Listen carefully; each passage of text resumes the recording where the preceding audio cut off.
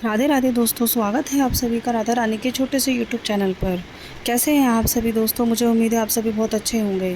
आप सभी को पता है कि मैं आपके लिए आने वाले तीज त्यौहार, व्रत, पूजा पाठ की जानकारी और उनकी कथाएं लेकर आती हूँ। तो आज भी मैं आपके लिए लेकर आई हूँ भादों महीने की जानकारी।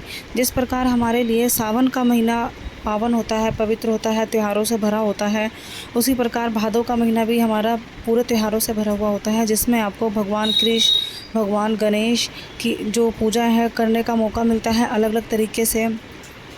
और साथ ही साथ अन्य तीज त्यौहार भी आपको इसके अंदर मिलते हैं। तो सबसे पहले तो हम बात करेंगे दोस्तों कि ये भाद्रपद मास क्या होता है, कैसे करते हैं। 11 अगस्त साल 2025 से शुरू हो रहा है भादों का महीना, जो कि आपका रहेगा 7 सितंबर तक साल 2025। ये कुछ लगभग 1 महीने का रहता है भादों का महीना, जिसमें आप भगवान विष्णु, भादों के महीने में भगवान कृष्ण, भगवान गणेश, शिव पार्वती की जो है आराधना करते हैं, पूजा पाठ करते हैं। ऐसा माना जाता है यदि आप इस महीने में भगवान कृष्ण, भगवान माता की अच्छे से पूजा पाठ करते हैं पूरे सच्चे मन से, विधि विधान से, तो आपको जो इसका फल है वो कई गुना मिलता है। इसी महीने में आती है हरतालिका तीज, जिस दिन आप भगवान शिव और माता पार्वती की जो है आराधना करते हैं अपने शादीशुदा दाम्पत्य जीवन के खुशहाली के लिए। श्री कृष्ण भगवान गणेश की पूजा करने का, जैसे कि जन्माष्टमी आती है जो कि श्री कृष्ण का जन्मोत्सव होता है। भगवान विष्णु की एकादशी आती है। गणेश भगवान के 10 दिन आते हैं। गणेश चतुर्थी, गणेश विसर्जन आता है। गणेश भगवान को हम अपने घर में 10 दिन के लिए स्थापित करते हैं, उनकी सेवा करते हैं और फिर अंतिम भादों महीने के दिन विसर्जन पर हम उन्हें बहते पानी में विसर्जित कर देते हैं। ऐसा माना जाता है कि जैसे कि आप इस महीने भगवान कृष्ण की भक्ति करते हैं, उनको खाने के लिए तुलसी दल, माखन का भोग लगाइए। भगवान गणेश की पूजा करते हैं, उनको मोदक का भोग लगाइए।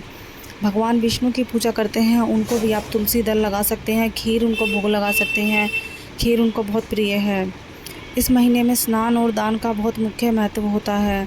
आपको करना क्या है, आप बहती नदियों में, जहाँ भी बहता पानी, मतलब स्नान करने का जो हमें फल मिलता है वो तभी मिलता है जब हम चलते पानी में स्नान करते हैं, जैसे गंगा जमुना हो गई। अगर हम किसी कुंड में स्नान करते हैं तो वह तीर्थ स्थल होना चाहिए या कोई प्रसिद्ध कुंड होना चाहिए, जैसे कि जो मंदिरों के आसपास कुंड होते हैं। आप सोचो कि आपके घर के नज़दीक आप तालाब है, कुआं है, बावड़ी है, आप उस पर नहाएंगे तो वो इतना फलदायी नहीं होता है। तो आपको बहते पानी में ही कोशिश करें कि आपको स्नान किया जाए। इस महीने में दान करने के अलग अलग आपको मौके मिलते हैं। अमावस्या आएगी, मासिक शिवरात्रि आएगी, प्रदोष व्रत आएगा, कृष्ण जन्माष्टमी आएगी, कृष्ण छठी आएगी, भगवान गणेश के दिन आएंगे। बहुत तरीके से आप हरतालिका तीज आएगी, बहुत तरीके से आप जो है दान कर सकते हैं, पूजा पाठ कर सकते हैं। तो दोस्तों, कुछ ऐसी चीज़ें भी होती हैं कि जो आपको भादों के महीने में नहीं खानी होती है या नहीं करनी होती है। बहुत से लोग होते हैं ऐसे कि जो अनजाने में कर बैठते हैं, नहीं पता होता है। तो भादों के महीने में आपको करना क्या है, जो चीज़ें आपको नहीं करनी है वो चीज़ मैं आपको बता देती हूँ। कोशिश कीजिए, जैसे हम सावन में दही खाने से बचते हैं, तो इस महीने में भी आप दही ना खाएं, ठीक है। गुड़ ना खाएं, गुड़ और दही का सेवन हो सके तो बच जाएं। ना करने वाला, बाल ना कटवाएं। बाल जो हैं आपको नहीं कटवाने हैं, बच्चों के, अपने, महिलाओं के। कोशिश करें इस महीने का भी परहेज करें। और नमक थोड़ा कम खाएं इस महीने में। अपने खाने में नमक की मात्रा, आप नमक ज़्यादा खाते हैं खाइए, लेकिन इस महीने थोड़ी सी नमक की मात्रा अपने खाने में आप कम करें। वैसे ऐसा माना जाता है कि ज़्यादा नमक खाने से दिल का दौरा थोड़ा फास्ट हो जाता है और हार्ट अटैक आने का भी डर होता है। वैसे मैं आपको डरा नहीं रही हूँ, लेकिन सिर्फ एक जानकारी की बात है, थोड़ा नमक खाएँ इस महीने में। कार्य कुछ ऐसे हैं, जैसे कि अगर आपने नया घर बनाया है, आप उसका पूजा करने की सोच रहे हैं, आप गृह प्रवेश की पूजा, तो आप वो रोक दीजिए, वर्जित है इस महीने में। आप नया घर बनाने के बारे में सोच रहे हैं, आप सोच रहे हैं मैं सितंबर के भादों महीने से शुरुआत करूं, तो आपको वो नहीं करना है। कोई भी नया कार्य, शादी ब्याह का, बच्चों के मुहूर्त का, वो कार्य आपको ऐसे कुछ नहीं करने हैं। जो भी ऐसे शुभ कार्य होते हैं ये सभी आप कार्तिक के महीने के बाद अपना शुरू कर सकते हैं, जब हमारा देव उठान आएगा। देव उठान के बाद हमारे शुभ दिन होते हैं, तो आप उस समय जो भी करना चाहे कर सकते हैं। आज जैसे कि देखो, भादों महीने का दूसरा दिन है, कल भादो महीने की तृतीया है, तो कल है कजरी तीज। उसके बाद आएगा भादो महीने का चौथ, यानी कि जिस दिन गणेश विसर्जन, विनायक चतुर्थी जिसको हम कहते हैं। उसके बाद अष्टमी आएगी, जो कि हमारी काल अष्टमी होती है।